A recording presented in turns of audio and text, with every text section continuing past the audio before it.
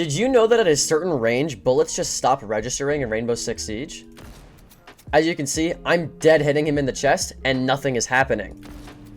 And from his end, he can't even hear the bullets.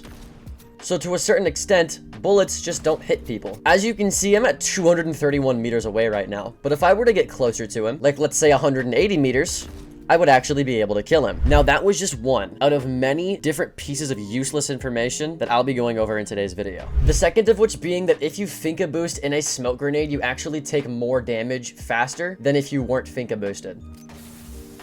As you can see, this is how much damage I'm taking normally. When I activate my adrenal surge and then step in, I take a lot of damage a lot quicker.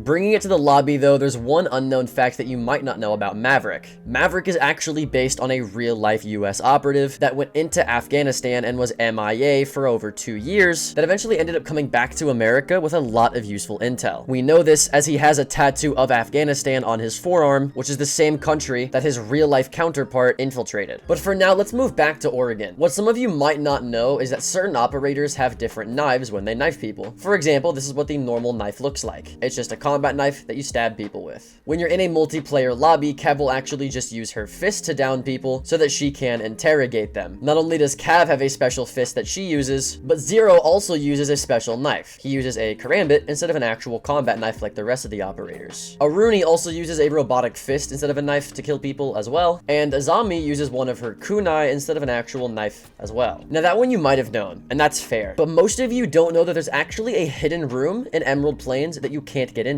If you destroy this AC vent right here, there's a drone hole that actually opens. Then you can throw a drone inside of this drone hole and hop it on top of this ledge, drive all the way down, and as you can see, there is a pot of gold right here that when broken, shows a leprechaun with a sign that says, "You found me gold. Now find me 30 lucky clovers." Speaking of leprechauns, one unknown fact you might not know is that Thorn was actually based on me in real life. And when Ubisoft decided to make the character Thorn, they just took one look at my Instagram. Something else you might not have known is that Capitao firebolts actually expand slightly over time. That's why right now I'm not in the radius of the fire, but after a few seconds, I was in the radius of the fire. That knowledge can be really useful as to why some people will swing out of your fire very late compared to earlier in the animation. Something else you might not have known is that Twitch's tasers actually have an infinite range. As you can see, that default camera is over 60 meters away, which is pretty far. But as you can see, I'm still able to get the default camera. And this works for even longer ranges, so unless the bullet drop-off example in the first tip applies to Twitch's tasers, it's safe to say that Twitch's tasers actually have infinite range. Not only do Twitch shock drones have infinite range, but so do Doc stims. As you can see, Doc is 58 meters away, and when he tries to stim me, I still got stimmed, which means you can always heal your teammates no matter how far away you are.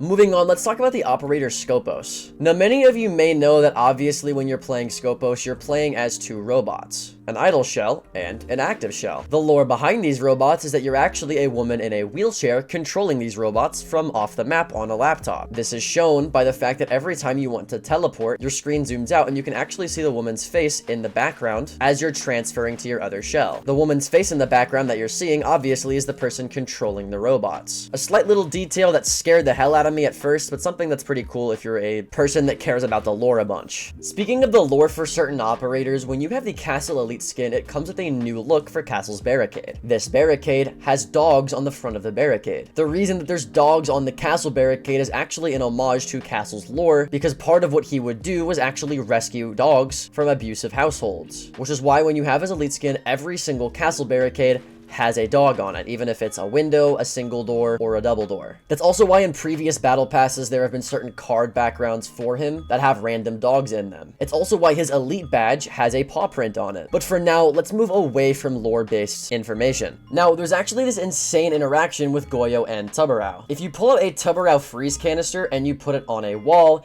anytime you want to pop a Goyo canister, it'll pop, but it won't actually deploy any fire. As you can see, I'm shooting the Goyos, and no fire is coming out, even after the Tubarao canister is gone.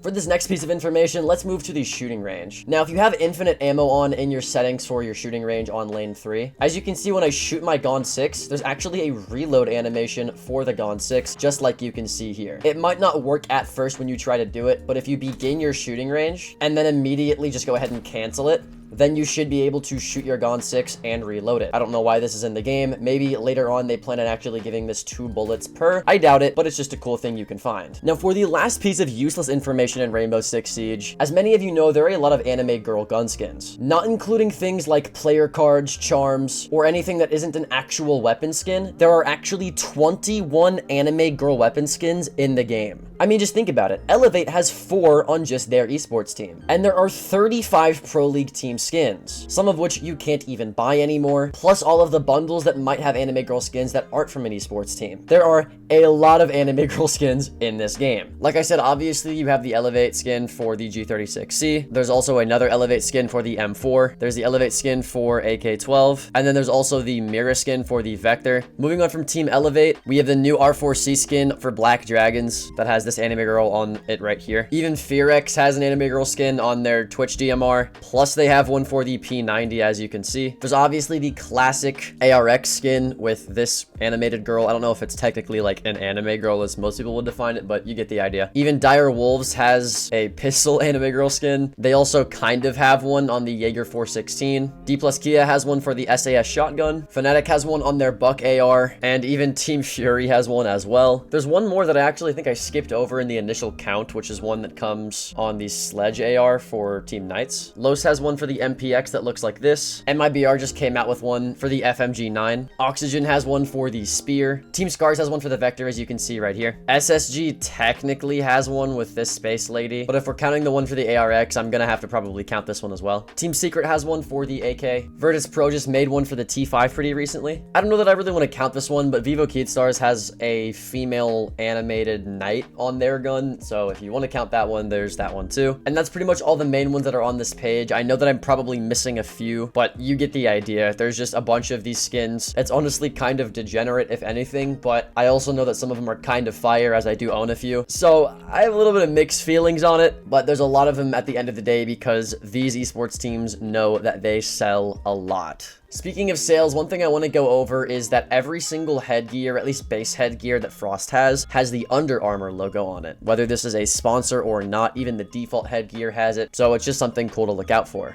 Next, let's move on to Bank. One thing I want to go over is that every single dollar bill, at least on Bank, but I'm pretty sure in the entire game, has Mute's face on it. I'm sure this is probably due to the fact that if they used a real-life currency, there might be some legality issues with that, but it has Mute's face on it. As you can see, it says Rainbow Six on it as well, which I think is a pretty nice addition to the game. Now that I'm actually on Bank, though, there's something else that I want to show you. If you look around the map, there's actually quite a few of these plaques hanging around that say Bartlett University. For anybody that's new to the game, Bartlett University used to actually be a map of a college that closely resembled Harvard. That was one of the first maps ever made for Siege. It wasn't really all that good of a map, and most people that do think it's good just like the nostalgia of the map, but regardless, it's still a cool Easter egg nonetheless. Now, I promise this is the last Easter egg I'm going to show you, especially on this map, but if you go to this billboard and similar ones on Cafe Dostoevsky as well, you can see all of these articles on this bench right here. These articles are actually in real life articles that were made about Rainbow Six Siege that they decided to add into the game as kind of like an homage to what happened and what was published in real life by all of these news sources. So every article you see right here is an actual real article or a slightly modified version of it in real life. But for now, let's move back to the locker. Have you ever wondered what your oldest skin is in terms of its release date? Well, all you have to do is select what type of cosmetic you want, go to the release tab, and then scroll all the way down, and you can see at the very, very bottom the oldest skins you have. These aren't in order of when you got them, but they're in order of when they were made and released to the public. As you can see on my account, most of these are just elite skins that came out with the operators, but I also have some skins that came out in Operation Health as well. So I have a lot of old skins, which could be helpful to know if you'd want to sell some on the marketplace that a lot of people just don't have. Did you know that on Favela, if you score a soccer ball in the goal like this,